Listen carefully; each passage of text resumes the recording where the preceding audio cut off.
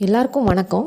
இன்றைக்கி நம்ம ஒரு அருமையான கருத்து தான் வேதாகமத்தின் அடிப்படையில் பார்க்க போகிறோம். சரிங்களா? அதாவது ஆவி, ஆத்துமா, சரீரம் இப்படிங்கிற இந்த ஒரு 3 பொருட்களினுடைய கருத்து, உட்கருத்து என்ன அப்படிங்கிறது தான் வேதாகம அடிப்படையில் பார்க்க போகிறோம்.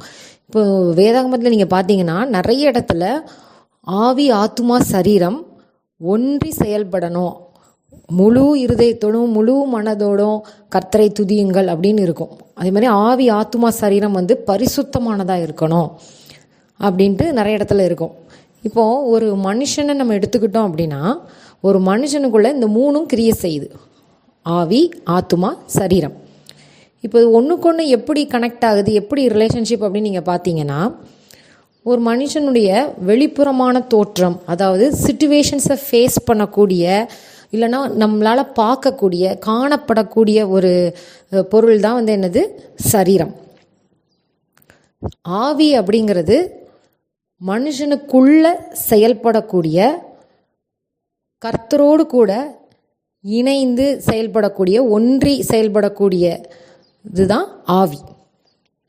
ஆத்மா அப்படிங்கிறது இந்த ஆவியையும் சரீரத்தையும் இணைக்கிறதற்கான நடுநிலை பொருள் தான் ஆத்மா.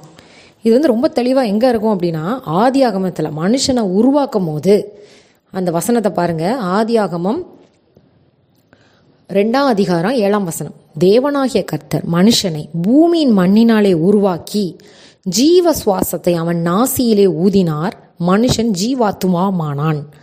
அப்போ பூமியின் மண்ணினாலே உருவாக்கி, மண்ணினால் உருவாக்கப்பட்டதான் சரீரம்.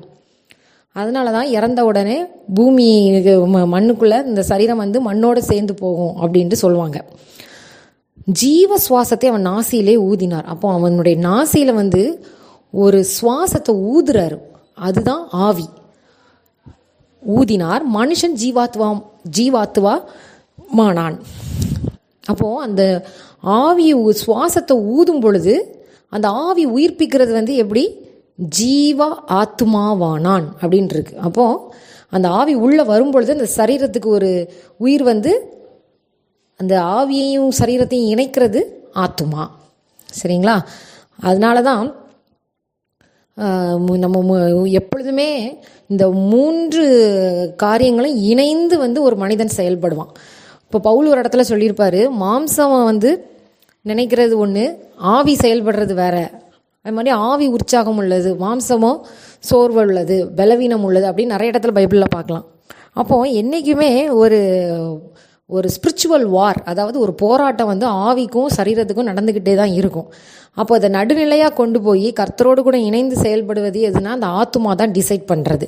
இந்த ஆத்துமா அப்படிங்கிறது நம்மளுடைய மனசில் உள்ள வாஞ்சை, இல்லைன்னா நம்மளுடைய எமோஷன்ஸ், நம்ம எடுக்கிற டிசிஷன், அதாவது இந்த இருதய சிந்தனைகள், மனதினுடைய ஆழ சிந்தனைகள், அதுதான் ஆத்துமா அப்படிங்கிறத சொல்கிறோம்.